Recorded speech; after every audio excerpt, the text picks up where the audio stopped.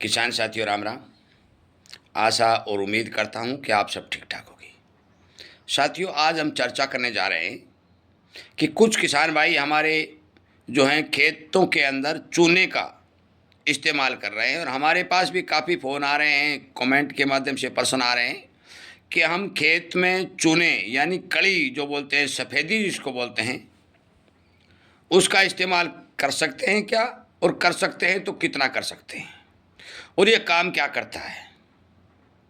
साथियों, मैं एक एक जानकारी आपको संपूर्ण रूप से बारीकी से समझाने का काम कर रहा हूँ, क्योंकि आपकी एक गलती आपको अच्छा खासा नुकसान पहुंचा सकती है।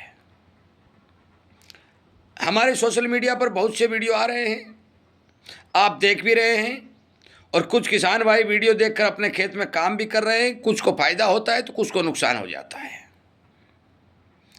हमने आपको एक बात कह रखी है कि जितने भी किसान हमारे साथ जुड़े हुए हैं, और हम जो वीडियो किसानों के लिए अपलोड कर रहे हैं, ये आपका अपना चैनल है। इस पर एक एक बात बारीकी से समझाने का काम किया जा रहा है, एक एक बात का अर्थ और रिजल्ट बताया जा रहा है। इसीलिए मैं कहता हूं कि हमारे चैनल के साथ जुड़िए। अनुभव के आधार के ऊपर जो बातें बताई जा रही हैं वो सही और सटीक हैं। शेयर जरूर करिए ताकि हमारे जो चूना का इस्तेमाल करने वाले किसान हैं उनको सच्चाई पता चले।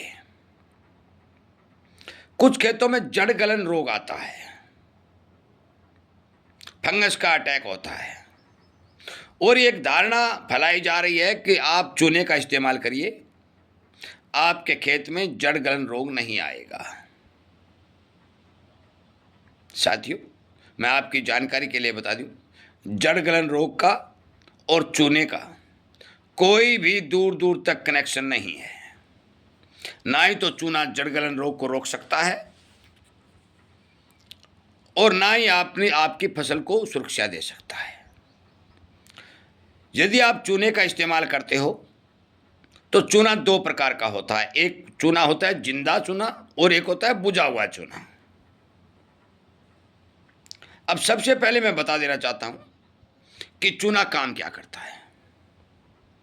हमारे बहुत से एरिया के अंदर तिलहन की खेती की जाती है,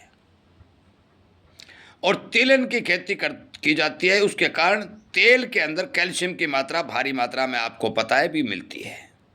जब हम तिलहन की खेती करते हैं तो ज़मीन से कैल्शियम पौधे खींच करके बाहर निकाल लेते हैं, और तेल के रूप में निकल जाती है, और खेतों में कैल्शियम की कमी देखी जाती है।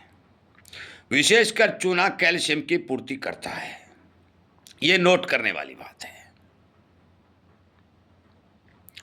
चूने का प्रयोग केवल उन खेतों में होता है जहां कैल्शियम की कमी पाई जाती है, या फिर ट्यूबवेलों के पानी का आविष्कार ज़्यादा होता है।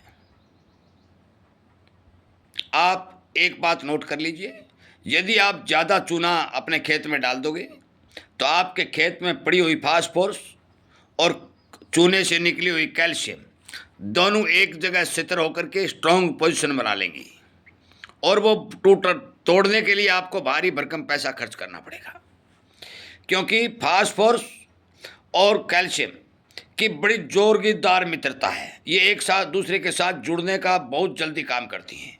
इसीलिए तो कहता हूँ, आधी अधूरी जानकारी आपके लिए नुकसान करने वाली होगी। मैं आपकी जानकारी के लिए बता दूं, यदि आप चूने का इस्तेमाल करना चाहते हो और अपने खेत में कैल्शियम की पूर्ति करना चाहते हो, तो केवल और केवल बहुत ही कम मात्रा में 20 किलो, 10 किलो, 15 किलो चूना यदि आप लेते हो, तो बुझा हुआ चूना जिसको ठंडा करके पाउडर बना के आपको दिया जा रहा है। हमारे हरियाणा में आदमपुर में एक दुकान है, वहाँ वो दिया भी जा रहा है, बागवानी वाले किसान डाल भी रहे हैं। बुझे हुए चूने का इस्तेमाल करिए, और बिल्कुल नियमित रूप में इस्तेमाल करिए, न कि भारी मात्रा में अपने खेतों में चूने का इस्तेमाल करिए। यदि आप जिंदा चूना जिसको थैलियों में भर के, जो हमारे 10-10 किलो की या 15-15 किलो की, 20-20 किलो की जो सफ़ेदी की थैली आती हैं हमारे घरों में, जो रंग बनाने के लिए, सुंदर बनाने के लिए जो की जाती है, यदि उस जिंदा चूना का इस्तेमाल करोगे और जो ही आपके खेत के अंदर पानी या बरसात होगी या पानी लगाओगे, तो जिस तरह से आप अपने घर के अंदर सफ़ेदी करते समय पानी में डालते और उबाल आता है, उसी तरीके से ज़मीन में भी उबाल आएगा। आपके ज़मीन में जितने भी बैक्टीरिया हैं उनको मारने का काम करेगी। और यदि आपके पौधे छोटे हैं तो उन छोटे पौधों की जड़ों को ख़त्म करने का काम करेगी। आप कृपया करके बुझे हुए चूने का इस्तेमाल करें और ज़्यादा मात्रा में चूने का इस्तेमाल नहीं करें, क्योंकि यदि ज़्यादा डाल देंगे तो आपके खेत में जो फास्फोरस है उसको भी अपने साथ जोड़ करके ये बैठ जाएगा और उसको तोड़ने के लिए आपको भारी परिश्रम करना पड़ेगा। क्योंकि कैल्शियम और फास्फोरस के घोल को तोड़ने के लिए आपके पास एक जिंदा घोल, जिसको हम गोबर से, ताज़ा छाछ से, गुड़ से हम जो तैयार करते हैं, जिस तरह से गुड़ का पानी जो वेस्ट डिकम्पोजर के रूप में आया, वो वेस्ट डिकम्पोजर का जो नाम था वो गुड़ का पानी था। उसको तोड़ने के लिए आपको गुड़ के पानी का इस्तेमाल करना पड़ेगा। उसके साथ आप यदि ताज़ा छाछ या गोबर चलाते हैं तो फ़ायदा होगा। गुड़ के छाछ को यदि उसके अंदर आप गुड़ के घोल को, गुड़ के पानी को ज़मीन में डालोगे तो बैक्टीरिया की संख्या बढ़ेगी और फिर वो बैक्टीरिया कैल्शियम और फास्फोरस को तोड़ने का काम करेंगे। परंतु आज के समय में मैं किसान होने के नाते जानता हूँ कि किसान मेहनत बहुत कम करता है, बैक्टीरिया जैसे घोलों पर ध्यान नहीं दे रहा है, और ध्यान नहीं दे रहा है तो बैक्टीरिया आपके खेत में घटते जा रहे हैं। और बैक्टीरिया की घटती को देखते हुए कैल्शियम और फास्फोरस के जो स्ट्रॉन्ग मिश्रण को तोड़ने का काम बहुत धीमी स्पीड से हो रहा है। इसीलिए मैं कहता हूँ कि आप चूने का इस्तेमाल यदि करना चाहते हैं तो बहुत ही नियमित रूप में चूने का इस्तेमाल कीजिए, और करना है तो बुझे हुए चूने का इस्तेमाल करिए ताकि आपको फ़ायदा हो। यदि आपको बुझे हुआ चूना नहीं मिलता है तो जिंदा चूना यदि डालना चाहते हो, सफ़ेदी वगैरह, जो आपके खेत की कैल्शियम की पूर्ति करेगा, तो आप 10 किलो 15 किलो प्रति एकड़ या प्रति बीघा से ज़्यादा इसका इस्तेमाल नहीं करें। साथियों, मैं मानता हूँ कि आपके खेत में कैल्शियम की पूर्ति करने के लिए चूना आवश्यक आपको फ़ायदा देगा, परंतु यदि ज़्यादा इस्तेमाल करोगे तो ये नुकसान भी करेगा। इसके दो रूप मैंने आपको बताए। यदि आपको बुझा हुआ चूना मिलता है तो सबसे अच्छा है, नहीं मिलता है, जिंदा चूना लेते हो तो फिर आप इसकी मात्रा घटाइए। और एक बात ध्यान रखिए, खड़ी फसल में इसका इस्तेमाल मत करिए। पत्तों पर गिरेगा और जो ही ऊपर से यदि बरसात आ जाती है या आप पानी लगाते हो तो पत्ते जल जाएंगे। इसका इस्तेमाल केवल खाली ज़मीन में ही करेंगे तो आपको बेनिफिट मिलेगा।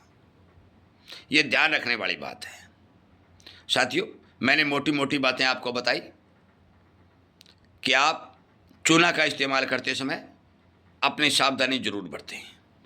किसानों के और भी कोई पर्सन आएंगे और वो ये कोई बात पूछना चाहेंगे तो वीडियो के माध्यम से आप सभी किसानों को जानकारी देने का काम किया जाएगा, आपको सावधान और सचेत करने का काम किया जाएगा। मैं उम्मीद करता हूँ कि जानकारी आपको ठीक लगी होगी। आप कृपया करके किसानों तक शेयर करिए और इस सच्ची जानकारी को किसानों तक पहुंचाने का काम करिए। आपको भी यदि इसी तरह संबंधित जानकारी मिलती रहे, आप इस बात के इच्छुक है, तो आप हमारे साथ चैनल के साथ जुड़िए। समय समय पर किसानों की समस्याओं को हल करने के लिए हम अनेक वीडियो हमारे चैनल पर अपलोड कर रहे हैं, जो आपके पास ऑलरेडी आ भी रहे हैं। आपका बहुत बहुत धन्यवाद।